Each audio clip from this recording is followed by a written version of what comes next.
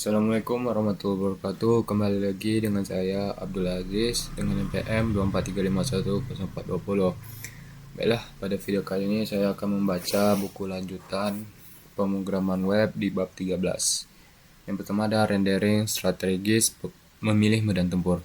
Dalam arsitektur web modern, keputusan paling fundamental yang mempengaruhi performa adalah di mana dan kapan HTML dibuat. Strategi default dari single page application atau disebut dengan SPA seperti React dalam client side rendering CSR. Dalam CSR, server hanya mengirimkan halaman HTML kosong, kertas putih, yang berisi satu tag div id sama dengan root, dan sebuah file JavaScript raksasa. Browser pengguna kemudian harus mengunduh JS tersebut, mengeksekusinya, mengambil data dari API, dan baru kemudian menyusun tampilan. Kelebihannya adalah navigasi antar halaman sangat cepat setelah load awal, namun kekurangannya sangat fatal untuk SEO dan performa awal. Pengguna melihat layar putih atau disebut dengan blank screen selama beberapa detik, dan robot mesin pencarian seringkali kesulitan mengindeks konten yang belum ada di HTML awal. Ini seperti membeli perabot IKEA. Paketnya ringkas, tapi kamu harus merakitnya sendiri di rumah sebelum bisa dipakai. Sebagai antitesis dari CSR, kita memiliki server-side rendering atau disebut dengan SSR, metode tradisional yang dihidupkan kembali oleh framework modern seperti Next.js. Dalam SSR, setiap kali pengguna meminta halaman, server akan melakukan semua kerja keras, mengambil data dari database, merender komponen React menjadi string HTML yang utuh, dan mengirimnya ke browser. Pengguna langsung melihat konten penuh segera setelah HTML tiba, tanpa perlu menunggu JavaScript selesai diunduh. Ini memberikan nilai First Contentful Paint (FCP) yang sangat baik dan SEO yang sempurna. Namun, SSR membebani server karena harus memproses setiap request secara real-time, yang bisa menyebabkan time to first byte (TTFB) menjadi lambat jika server atau database sedang sibuk. Ini seperti memesan makanan di restoran, kita duduk manis tapi koki di dapur bisa kewalahan jika pesanan membludak. Di tengah-tengah kedua ekstrem tersebut terdapat Static Site Generation. SSG adalah teknik di mana halaman HTML dibangun hanya satu kali di mesin developer atau server CI atau CD. Lalu hasilnya disimpan sebagai file statis yang siap saji. Ketika pengguna mengakses web, file HTML ini dikirim langsung dari CDN yang super cepat, tanpa ada proses komputasi apapun di server. SSG adalah juara performa mutlak karena tidak ada database query atau rendering yang terjadi saat runtime. Namun, kelemahannya adalah data bisa menjadi usang. Jika kita mengubah harga produk di database, halaman produk tersebut tidak akan berubah sampai kita melakukan build ulang dan di-play ulang seluruh situs. SSG sangat cocok untuk blog, dokumentasi, atau halaman marketing yang jarang berubah. Untuk mengatasi kelemahan data usang pada SSG, muncullah inovasi hibrida bernama Incremental Static Regeneration (ISR), memungkinkan kita memperbarui halaman statis di latar belakang tanpa perlu build ulang seluruh situs. Kita bisa mengatur agar halaman produk kadaluarsa setiap 60 detik. Jika ada pengguna yang mengakses halaman setelah 60 detik, dia akan melihat versi lama. Tetapi di balik layar, server akan mengenerate seversi baru untuk pengguna berikutnya. Ini memberikan kecepatan SSD dengan kesegaraan data yang hampir setara SSR. Memilih strategi yang tepat bukanlah soal mana yang terbaik, tapi soal mencocokkan karakteristik konten statis versus dinamis dengan metode pengiriman yang paling efisien. Arsitek yang cerdas bahkan bisa mencampur strategi ini dalam satu aplikasi. Halaman beranda pakai SSG, halaman dashboard pakai CSR, dan halaman detail produk pakai ISR. Terakhir, konsep yang sedang naik daun adalah streaming SSR dan React Server Components. Teknologi ini memungkinkan server untuk mengirimkan HTML dalam potongan-potongan yang segera setelah siap, tanpa harus menunggu seluruh halaman selesai dirender. Misalnya, header, dan sidebar dikirim duluan, sementara bagian konten utama yang berat masih diproses. Ini memecahkan masalah TTFB, lambat pada SSR tradisional. RSI bahkan melangkah lebih jauh dengan memungkinkan komponen tertentu dirender hanya di server dan tidak pernah mengirimkan kode JavaScript ke klien, yang secara drastis mengurangi ukuran bundle yang harus diunduh pengguna. Evolusi strategi rendering ini membuktikan bahwa pencarian akan kecepatan adalah perjalanan tanpa akhir yang terus mendorong batas kemampuan teknologi web.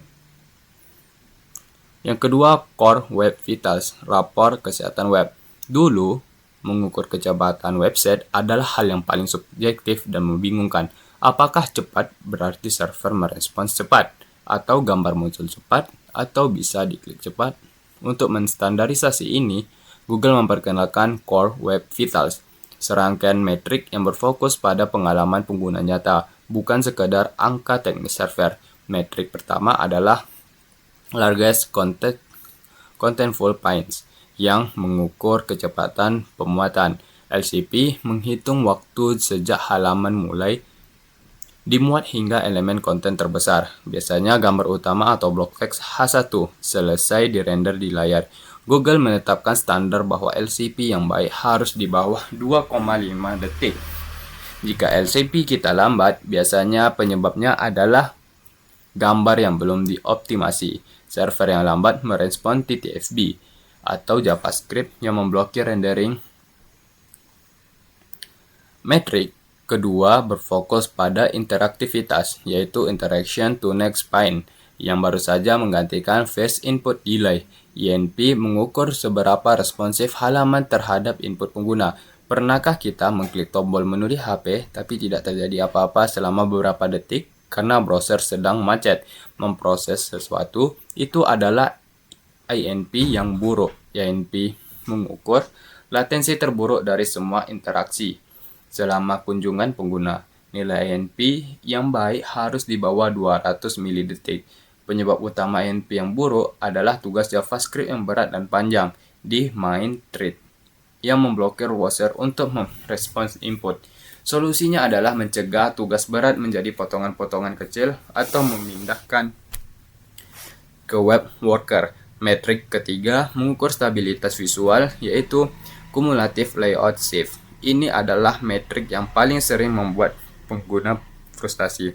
Bayangkan kita sedang membaca artikel, tiba-tiba sebuah iklan muncul di bagian atas dan mendorong seluruh teks ke bawah, membuat kehilangan baris yang sedang dibaca. Atau lebih parah, kita mau mengklik tombol cancel, tapi karena layoutnya tergeser, kita malah mengklik tombol buy. CLS menghitung total skor pergeseran tak terduga yang terjadi selama halaman dibuka. Skor CLS yang baik harus ada di bawah 0,1.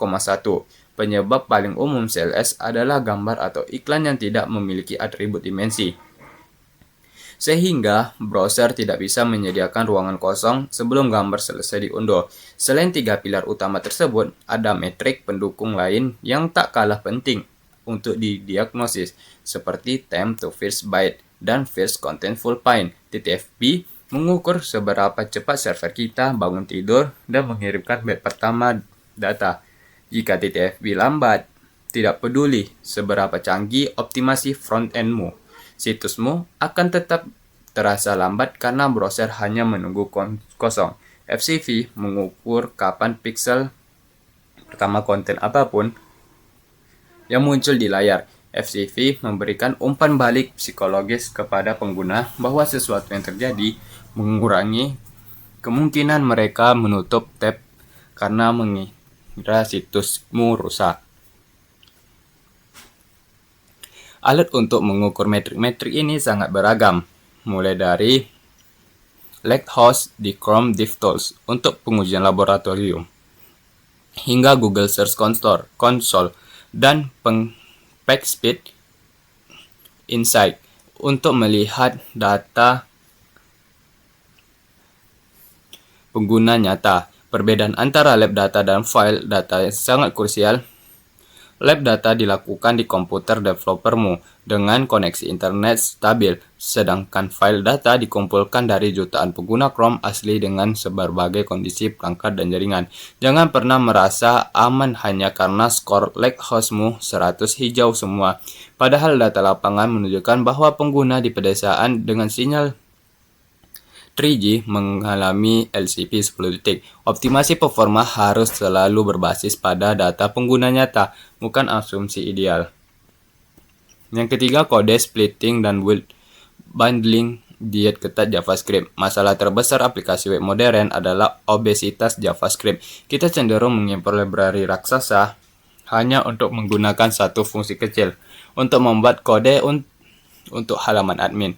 Padahal pengguna hanya membuka halaman beranda. Secara default, alat blunder seperti Webpack atau Fits akan membungkus seluruh kode aplikasimu menjadi satu file raksasa.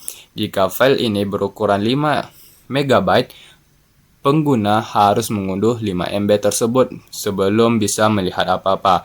Kode splitting adalah teknik memecah bundle raksasa ini menjadi potongan-potongan kecil yang hanya dimuat saat dibutuhkan. Dengan kode splitting, pengguna yang membuka halaman beranda hanya akan mengunduh kode untuk beranda, membuat load time menjadi instan. Implementasi paling umum dari kode splitting adalah route-based splitting.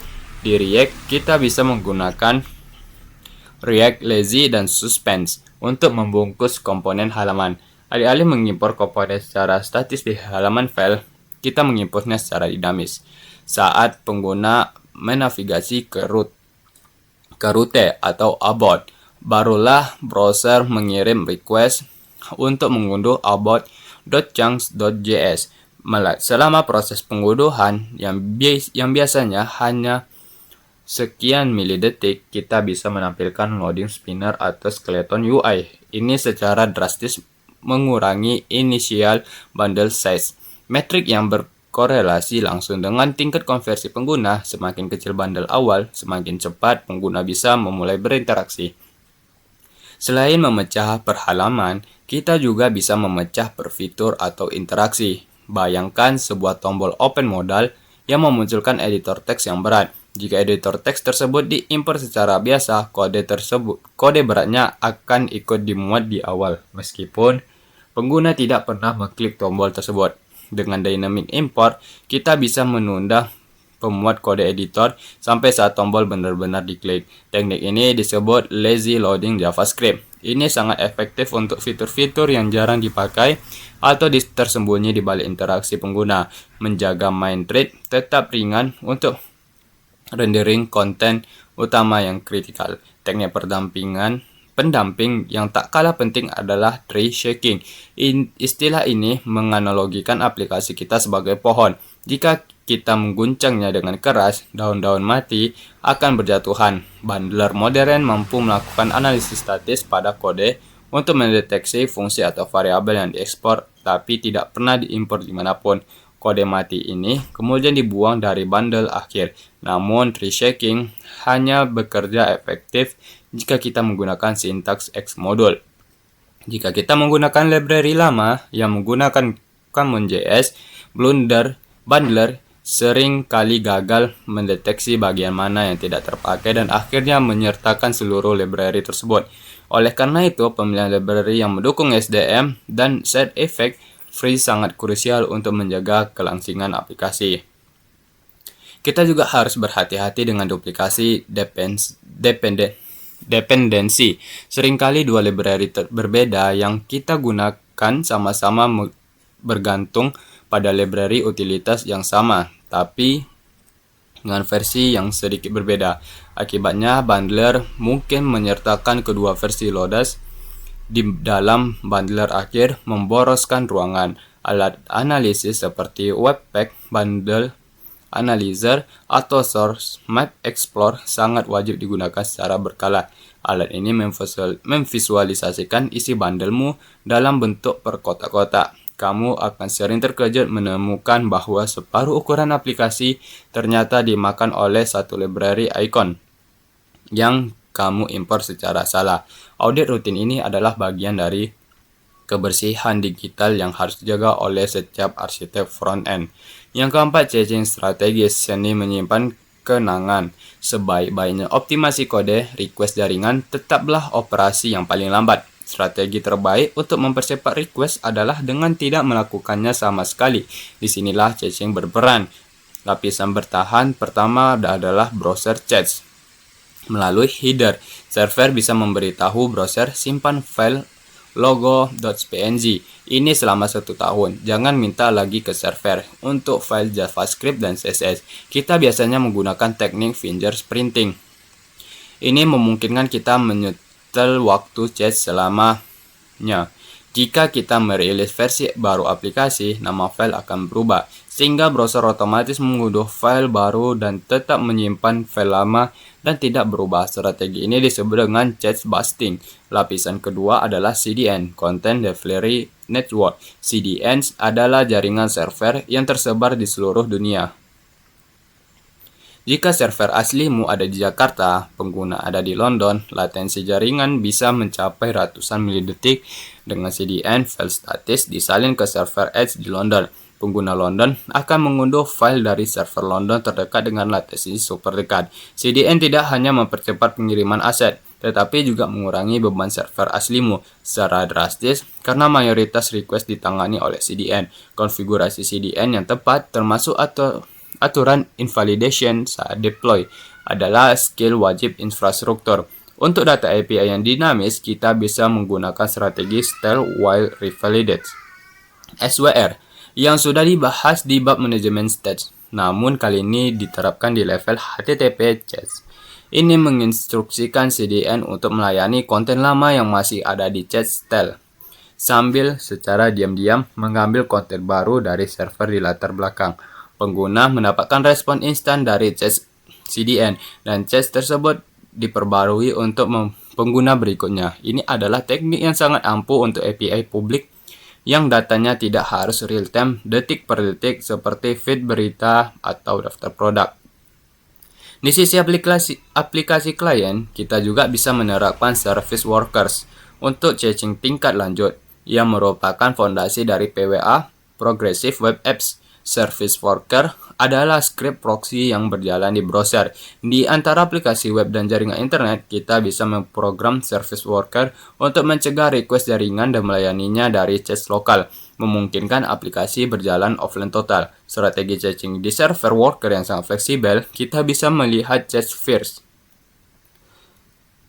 network freeze kalau offline, atau strategi lainnya sesuai kebutuhan kriptalitas data. Namun, caching memiliki satu kutukan terkenal. Ada dua hal yang sulit dan ilmu komputer: invalidasi cache dan penamaan variabel. Penyimpanan data di cache itu mudah, yang sulit adalah mengetahui kapan harus membuangnya. Kesalahan konfigurasi header cache bisa berakibat fatal. Oleh karena itu, prinsip kehati-hatian harus diterapkan. Cache agresif hanya untuk aset yang punya fingerprint unik pada nama file. Sedangkan file HTML utama sebaiknya digunakan strategi no cache atau revalidate setiap saat untuk memastikan pengguna selalu mendapatkan referensi ke aset versi terbaru. Yang kelima ada aset optimization diet multimedia. Dan mayoritas website modern lebih dari 60% berat halaman berasal dari gambar. Mengirimkan foto format PNG berukuran 5 MB untuk ditampilkan sebagai thumbnail kecil adalah format yang paling umum. Solusi pertamanya adalah menggunakan format modern. Tinggalkan JPG dan PNG lama beralih ke WebP atau AVIF. Format AVIF bisa menghasilkan kualitas visual yang sama dan ukuran file 50% lebih kecil dari JPG. Browser modern sudah mendukung format ini baik. Kita bisa menggunakan Visual untuk memberikan fallback JPG bagi browser purba yang belum mendukung format baru, memastikan kompatibilitas mundur. Selain format, juga krusial, jangan mengirim gambar solusi 4K ke layar HP yang lebarnya dari 400 pixel. Gunakan atribut dan sizes pada tag IMG. Fitur ini memungkinkan kita menyediakan variasi ukuran gambar misalnya kecil, sedang, besar, dan membiarkan browser memilih sendiri gambar mana yang paling pas untuk didownload berdasarkan lebar layar dan resolusi layar DPI perangkat saat itu.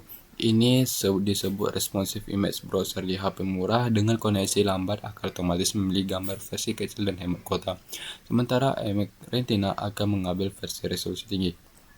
Strategi pembuatan gambar juga harus cerdas, menekan lazy loading untuk semua gambar yang berada di luar layar. Atribut native browser menunda penggunaan gambar sampai pengguna menggulir mendekati posisi gambar tersebut. Ini menghemat bandwidth awal secara signifikan dan mempercepat LCP. Namun hati-hati, jangan pernah melazy load gambar LCP. Gambar LCP harus dimuat secara secepat mungkin dengan prioritas tinggi, karena penundaan pada gambar utama akan langsung merusak Core Web Vitals. Akses berat lainnya adalah web fonts custom seringkali memblokir rendering teks sampai file fonts selesai diunduh. Untuk mengatasi ini, gunakan strategi di CSS. Ini memerintahkan browser untuk segera menampilkan teks penggunaan font di sistem sebagai sementara, lalu menukarkannya dengan font custom setelah font tersebut siap. Meskipun terjadi sedikit pergeseran visual, ini jauh lebih baik daripada pengguna melihat teks kosong. Kita juga bisa melakukan subsetting font, yaitu membuang karakter-karakter yang tidak terpakai dari file font yang bisa memangkas ukuran font 90%. Terakhir, jangan lupakan minification dan compression. Minifikasi membuang spasi komentar, menggantikannya nama variabel menjadi pendek ke dalam sistem JS. Kompresi file teks tersebut sebelum dikirim varian. Browsing umumnya memberikan kompresi lebih baik daripada zip. Pastikan server web atau CDN sudah mengaktifkan kompresi broadly secara otomatis. Gabungkan dan optimasi format, dimensi, load, strategi, dan kompresi ini mengubah situs yang lambat berat menjadi pengalaman digital yang ringkas. Selanjutnya, yang keenam, ada integritas keislaman, menghargai waktu dan prinsip kemudahan. Dalam Islam, waktu adalah modal yang paling berharga yang tidak bisa didaur ulang. Allah Subhanahu wa taala bahkan bersumpah demi waktu dalam Quran Surah Al-Asr dalam konteks performance optimization. Membuat website yang cepat bukan sekadar mengejar skor hijau di Lighthouse, melainkan bentuk penghormatan kita terhadap waktu orang lain. Hifzul al-Waqt. Aplikasi yang lambat dan berat adalah pencuri waktu pengguna. Ia membuang detik-detik berharga umur manusia hanya untuk menunggu loading. Seorang pengembang muslim yang mengoptimalkan performa aplikasinya sedang bersedekah waktu kepada ribuan penggunanya, memungkinkan mereka menyelesaikan urusan lebih cepat sehingga sisa waktunya bisa digunakan untuk kebaikan. Prinsip code splitting dan tree shaking, membuang kode yang tidak terpakai, adalah manifestasi teknologi dari hadis Rasulullah SAW. Di antara kebaikan Islam seorang adalah meninggalkan hal yang tidak bermanfaat baginya. Hadis riwayat Tirmizi, mengirimkan berkas JavaScript raksasa yang berisi fitur-fitur yang tidak dibutuhkan pengguna saat itu adalah bentuk kesia-siaan, lagu, dan pemborosan tabzir kuota data pengguna. Dengan melakukan reshaking, kita membuat yang tidak perlu dan hanya menyajikan yang bermanfaat. Nafi, mencerminkan pola hidup seorang mukmin yang efisien, fokus, dan jauh dari hal yang memberatkan tanpa guna. Konsep Core Web Vitals LCP, INP, CLS mengajarkan kita tentang tasyir, memberi kemudahan. Rasulullah SAW bersabda, permudahlah dan jangan mempersulit. Hadis riwayat Bukhari. LCP, less contentful pints, yang cepat berarti tidak membiarkan tamu menunggu lama di depan pintu. CLS, cumulative layout save, yang berarti tidak menjahili pengguna dengan tombol yang tiba-tiba bergeser saat mau diklik. Memberikan pengalaman pengguna yang stabil dan responsif adalah bentuk akhlak mulia dalam melayani sesama. Hindarkan mereka dari frustasi dan kesalahan. Strategi caching mengajarkan kita tentang husnul i'dad, persiapan yang baik, dengan menyimpan data yang sering diakses di cache browser atau CDN. Kita mengurangi beban kerja berulang-ulang pada server. Ia mirip dengan seorang penghafal Quran, hafiz, yang menyimpan ayat di dalam dadanya, sehingga ia bisa melafalkan kapan saja dengan cepat tanpa harus membuka mushaf. Berulang kali efisiensi ini adalah untuk kebijaksanaan seorang mengolah sumber daya, memastikan energi tidak terbuang percuma untuk melakukan hal yang sama berulang kali. Terakhir, optimasi aset gambar atau font agar ringan diakses di perangkat low NHP murah adalah keadaan sosial dan inklusivitas. Islam tidak hanya untuk orang yang kaya, ia untuk semua kalangan. Jika kita hanya mendesain web yang lancar di iPhone terbaru tapi macet di HP Android lama, kita bersikap tidak adil. Dengan melakukan optimasi performa yang ketat, kita bisa memastikan bahwa informasi yang manfaat dari aplikasi kita dapat diakses oleh saudara-saudara kita yang memiliki keterbatasan perangkat dan koneksi internet, menyebarkan rahmat ke seluruh alam, rahmatan lil alamin, tanpa batasan teknologi. Yang terakhir, kesimpulan kecepatan adalah fitur. Bab ini telah menegaskan bahwa performa bukanlah bonus, melainkan fitur utama yang menentukan keberhasilan aplikasi. Prinsip-prinsip optimasi yang harus kita pegang: yang pertama, strategi rendering yang tepat. Kita telah membedakan trade-off antara CSR, SSR, dan SSG. Yang kedua, rapor merah Google Core Web Vitals. Kita belajar bahwa Google menilai web dari kacamata pengguna LCP, NP, dan CLS. Yang ketiga, diet JavaScript. Kita menyadari bahwa mengirim 5 MB JavaScript ke ponsel murah adalah dosa arsitektural. Yang keempat, seni menyimpan caching. Kita memahami bahwa request yang tercepat adalah request yang tidak pernah terkirim. Yang terakhir, multimedia yang cerdas. Kita belajar mengelola aset terberat di web, gambar, dan font. Baiklah, cukup sekian video membaca buku lanjutan pemrograman web dari saya. Mohon maaf apabila kekurangan. Saya akhiri. Assalamualaikum warahmatullahi wabarakatuh.